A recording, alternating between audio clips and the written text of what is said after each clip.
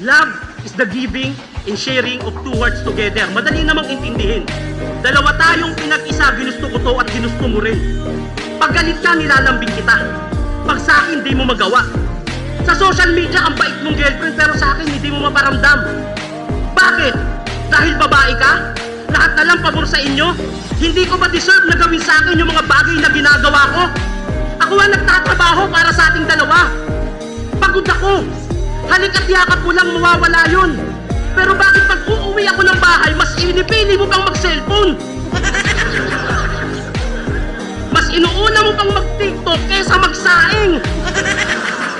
Kaldag ka ng kaldag, pala pa tayong kanin. Pero mahal kita. Kaming mga lalaki, may damdamin din.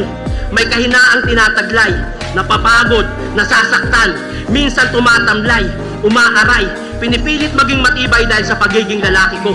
Pero lahat ng yun di mo nakikita dahil sa pagiging babae mo.